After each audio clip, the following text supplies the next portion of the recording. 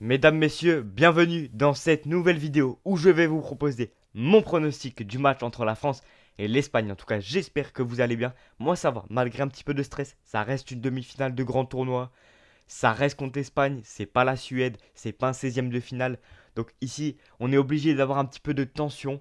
Mais bon, ce match-là, j'espère qu'il va se passer dans la meilleure des manières possibles. Parce que ce match va déterminer notre week-end très clairement. Si soit on va pleurer devant la petite finale, soit on va exulter ce dimanche 19 juillet à New York contre le vainqueur du match entre l'Angleterre et l'Argentine. Je vous proposerai un petit score rapidement à la fin de vidéo. J'ai pas envie de m'attarder sur ce match-là. Ce qui m'intéresse, c'est évidemment ce match-là. Et pour moi, il est quand même particulier parce que l'an prochain, je vais étudier l'espagnol, mais j'habite en France. J'ai toujours été pour l'équipe de France, donc je ne vais pas changer parce que j'aime bien la culture espagnole, parce que j'aime bien la langue et parce que j'aime bien, on va dire, l'étendue hispanophone qu'il y a dans le monde, que je vais aller supporter les coéquipiers de Lamine Yamal. On va être évidemment pour notre général Kylian Mbappé ce soir. Et j'espère que ce match-là va être anthologique. Et dans le bon sens du terme, j'ai pas envie que l'Espagne nous claque comme à l'Euro 2024. On va en parler dans cette vidéo de ce match-là très rapidement. On peut également parler de ce match de la Ligue des Nations que j'ai absolument pas vu. J'avais pas la moindre idée qu'il existait ce match-là. Ou alors je l'ai vu mais je m'en souviens pas. Pourtant un 5-4 c'est quand même censé être mémorable. Mais là aussi on s'était bien fait malmener par cette équipe de Lamine Yamal. Mais je pense que le tout a changé. Et c'est pour ça que mon pronostic va être, euh, je pense, réalisable. Et va être réalisé par cette équipe de France. Que je crois énormément en la victoire finale. Allez, n'hésitez pas à vous abonner, à liker, à commenter votre propre pronostic pour ce match. Et nous sommes partis.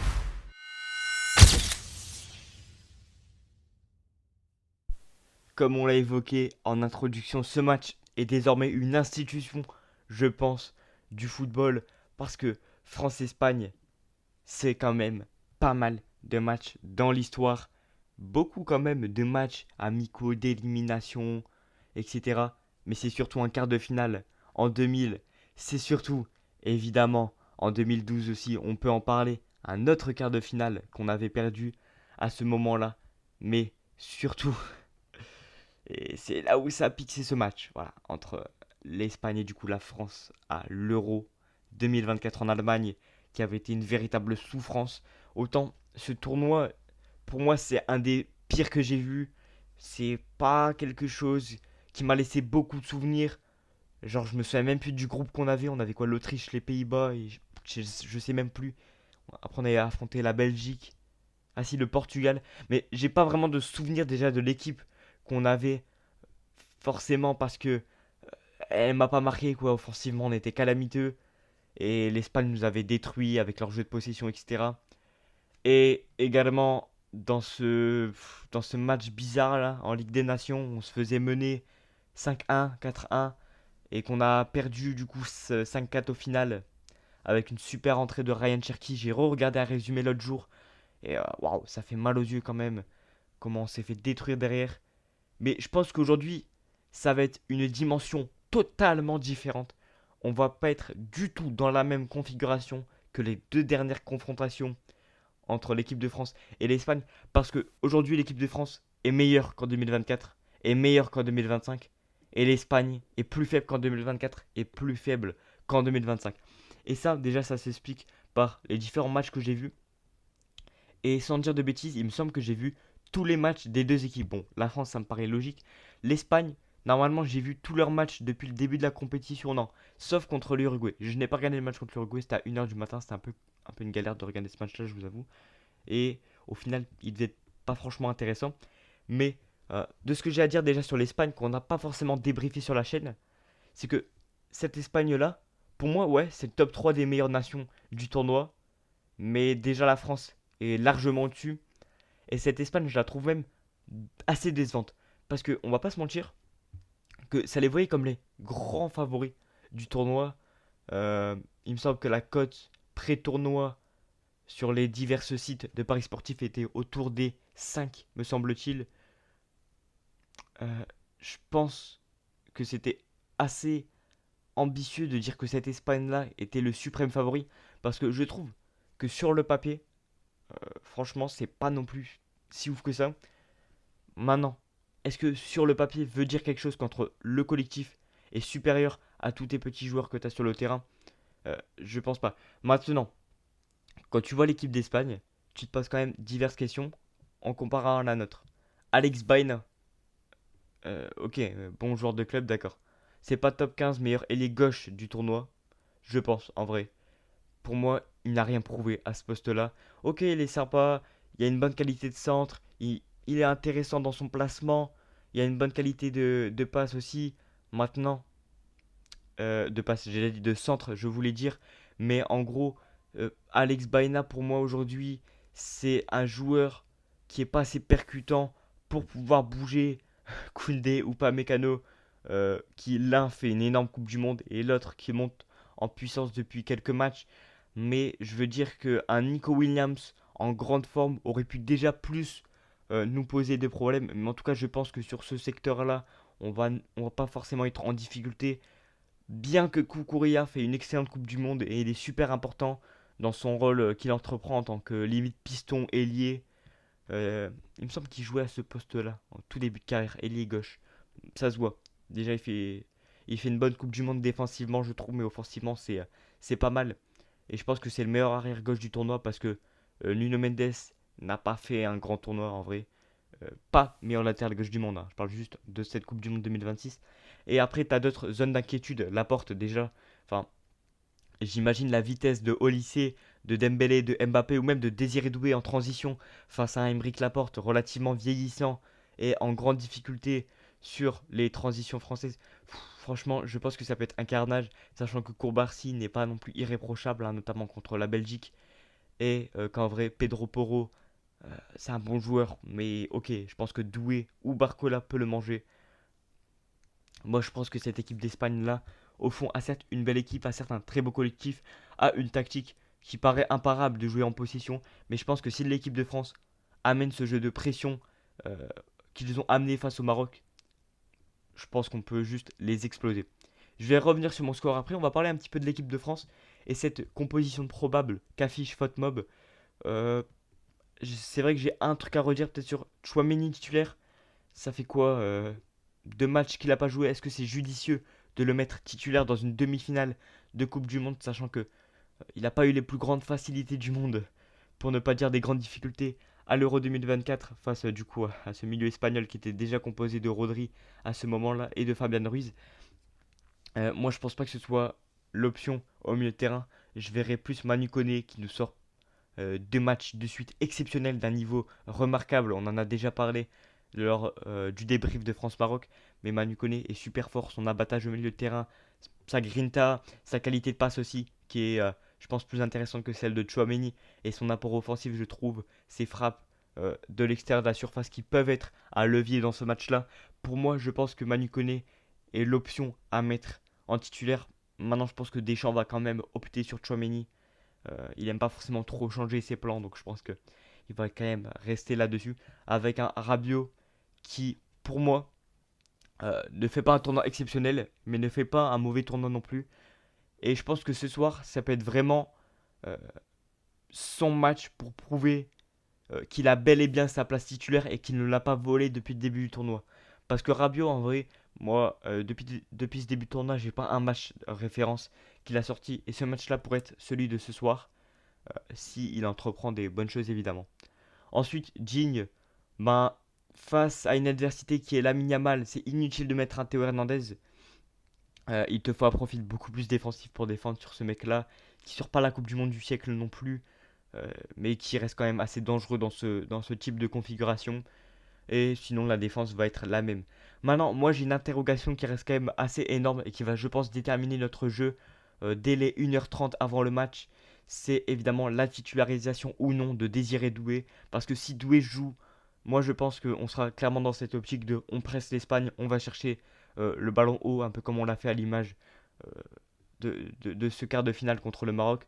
Ou alors si tu mets Barcola, et dans ce cas-là, on opte plus sur un subissement des actions espagnoles et de cette possession que vont faire les hommes de Luis de la Fuente, parce que Barcola est évidemment moins un joueur de pression que Désiré Doué. Donc je suis super intéressé, et moi je pense personnellement Si j'étais coach à l'instant T, déjà, comme je l'ai dit, je mettrais Manu Koné titulaire et je partirais sur un Désiré Doué titulaire aussi.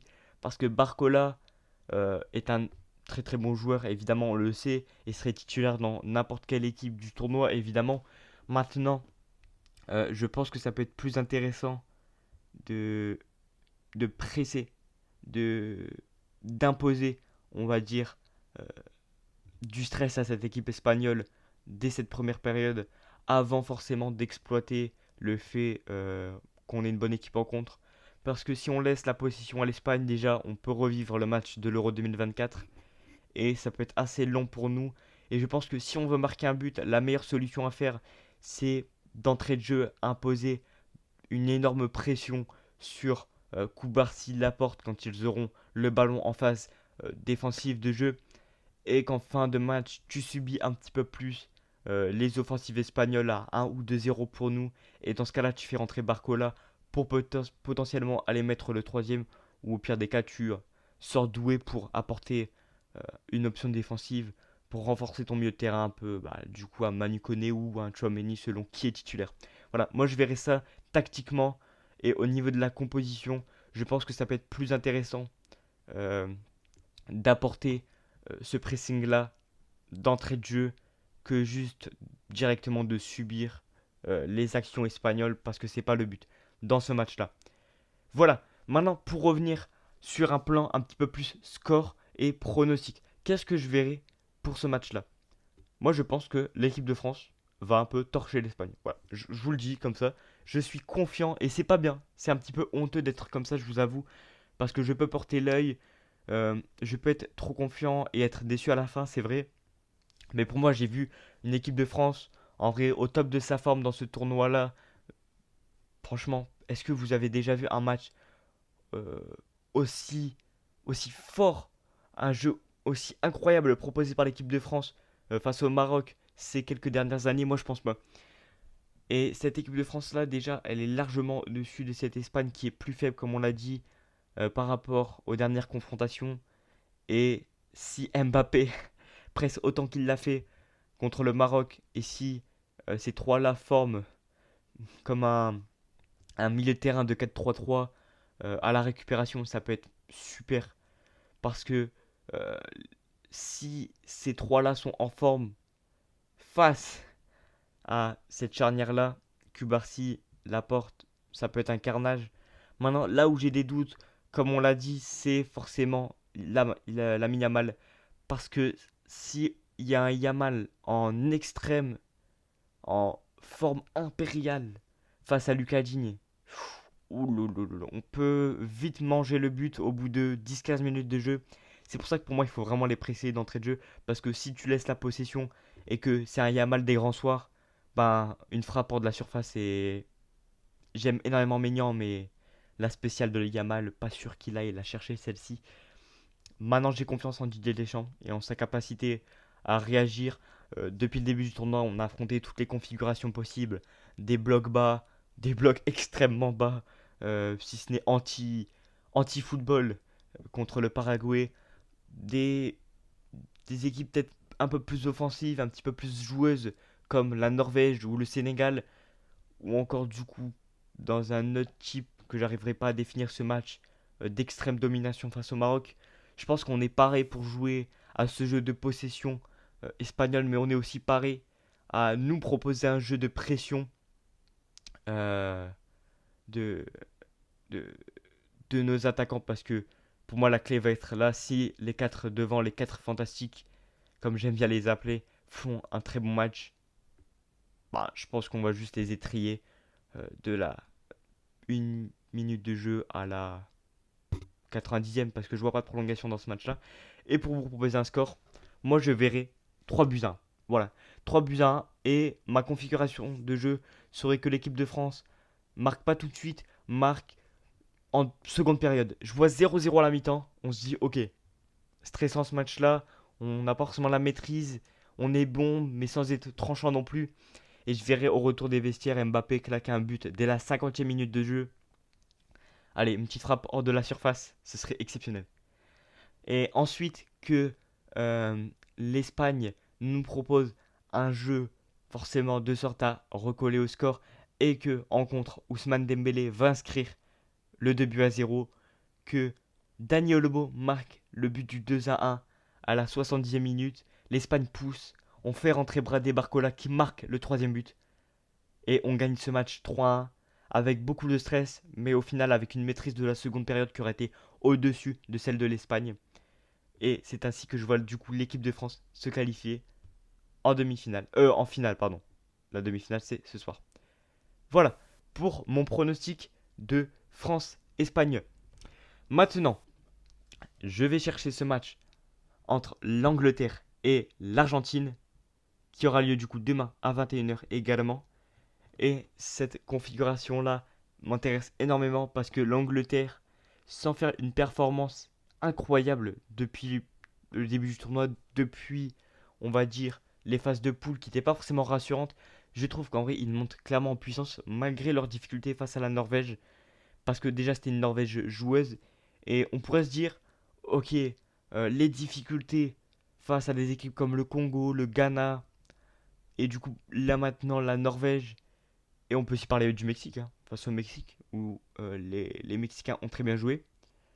Moi, je pense là, à l'instant T, que ces difficultés sont très clairement encourageantes. Et ça montre très clairement que l'Angleterre va exploser l'Argentine. Dans ce match-là, je vois un score sans appel, un 3-1, mais pas comme la France. Dans une configuration où l'Angleterre mène directement 3-0 et que l'Argentine marque un but pour l'honneur, entre guillemets, à la fin. Et ce match-là, je le verrai marqué déjà forcément d'une domination anglaise, mais d'une grande difficulté de l'Argentine qui dans ce match-là ne pourra pas compter sur l'arbitrage et ne pourra pas compter sur les coups de génie de Messi parce que en demi-finale tu peux pas te reposer sur un mec quand on a 10 derrière qui font pas une Coupe du Monde sensationnelle non plus. Franchement pour moi l'Argentine a eu beaucoup de chance dans leur parcours, dans leur braquette, mais aujourd'hui ils méritent pas grand-chose d'être en demi-finale parce que prolongation contre la Suisse, prolongation contre le Cap-Vert, d'énormes difficultés face à l'Égypte, ça fait quand même beaucoup. Et là où l'Angleterre a eu certes des difficultés face à des équipes très très fortes de cette Coupe du Monde, le Mexique était une très très bonne équipe, la Norvège aussi, euh, l'Angleterre a quand même su maîtriser, je trouve, son match de manière générale, chose que l'Argentine n'a pas fait. Et c'est pour ça que je vois du coup une finale entre la France et l'Angleterre, auquel nous ferons peut-être une vidéo pronostic si c'est le cas. Si la France n'est pas en finale, je vous proposerai rien du tout, je serai dans le déni complet. Et, euh, et on sera en petite finale, peut-être du coup contre l'Argentine ou l'Angleterre. Mais, euh, mais je serai complètement dégoûté d'être devant ma télé samedi en voyant des bleus sur le terrain. Voilà, j'espère que cette vidéo vous a plu. Moi, là, le stress il monte. Là, je vous avoue, en faisant cette vidéo, je commence de plus en plus à stresser, mais ça va le faire. Kylian Mbappé est là. Les 4 fantastiques le sont aussi. Le match va être exceptionnel. Mettez une nouvelle fois votre petit score en commentaire. Passez une agréable soirée entre amis, en famille, mais surtout, allez les bleus. C'était K7. Ciao.